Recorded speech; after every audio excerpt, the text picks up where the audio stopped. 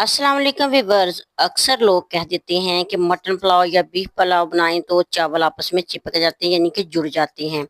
लेकिन हम आज आपके साथ रेसिपी इस तरीके से शेयर करेंगे कि खिले खिले से चावल बनेंगे। आज हम मटन पुलाव की रेसिपी के साथ हाजिर हैं।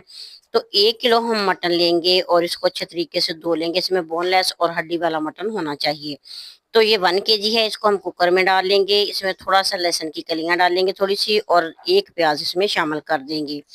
तो सबसे पहले हम ना इसकी यखनी बनाएंगे। इसमें एक दालचीनी का टुकड़ा, दो इसमें मोटी इलायची और एक बाजरा का फूल डाल के इसमें नमक शामिल करेंगे। नमक हमने फिलहाल थोड़ा सा ही शामिल करना है, और इसमें तकरीबन 1.5 लीटर के बराबर पानी शामिल करेंगे। और फ्रेश वाली सब्ज और रेड मिर्चें इसमें शामिल कर देंगे, 4-5 अदद। और इसको हम ना कुकर में पकाएंगे। विसल बजने के 6-7 मिनट के बाद हमने इसको खोल लिया तो माशाल्लाह से देखिए मटन जो है ना पक चुका है, यानी कि जितना कि हमें गलाना चाहिए तो उतना हमने गला लिया। मटन को हम एक साइड पे कर लेंगे और यखनी जो इसकी है ना इसको छान लेंगे। तो ये वाली यखनी जो है हम चावलों के पानी के साथ शामिल कर देंगे। तो ये चीजें हमने रिमूव कर दी। अब हम एक पतीले में डालेंगे एक छोटी प्याली घी, और इसमें एक बड़े साइज का प्याज जो है वो डाल के ब्राउन कर लेंगे। तो प्याज को हल्का सा ब्राउन करेंगे, मजे की खुशबू आने लग जाएगी तो फिर हम इसमें 1 चम्मच लहसुन कुटी हुई, 1 चम्मच अदरक शामिल करके हल्का सा गोल्डन कर लेंगे, ताकि इसकी ना कच्चेपन की जो खुशबू है वो खत्म हो सके। तो जब हमने चावल का तड़का बनाना है तभी चावलों को भिगोना है, फिर वो बहुत ही खिले खिले से और मजे के बनेंगे। इसमें कुछ खड़े मसाले शामिल कर देंगे 2 चम्मच के बराबर, और इनकी 1 मिनट के लिए बुनाई कर लेंगे। 2 अदद टमाटर इसमें शामिल कर देंगे, बारीक काट के टमाटर शामिल कर लेंगे और इनका पानी खुश्क होने तक पकाएंगे। टमाटर थोड़े से ना हार्ड थे तो इसमें पानी डाल के इनको गला लेंगे, अच्छे तरीके से ये गल जाएंगे।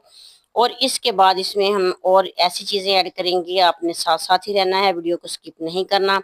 तो सब्ज मिर्चें मैंने कट लगा के 6 या फिर 7 अदद इसमें शामिल कर दी थी। इनके साथ बहुत टेस्ट मजे का आएगा। और नमक इसमें शामिल करेंगे थोड़ा ही, क्योंकि हमने यखनी में भी नमक डाला था। तो इसमें कुटी लाल मिर्च 1 चम्मच के बराबर शामिल कर देंगे।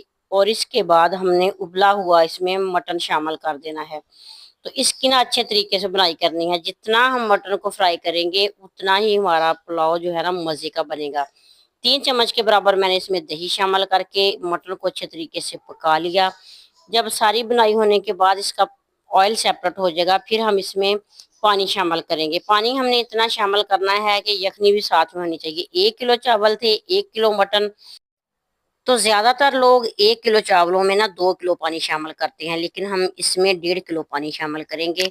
फिर ही हमारा पुलाव जो है ना वो खिला खिला सा बनेगा, तो बिल्कुल भी नहीं चिपकेगा। यखनी समेत हमने 1.5 किलो पानी इसमें शामिल कर दिया। जब अच्छे तरीके से बॉयल आ जाएगा फिर इसमें धुले हुए चावल डाल देंगे।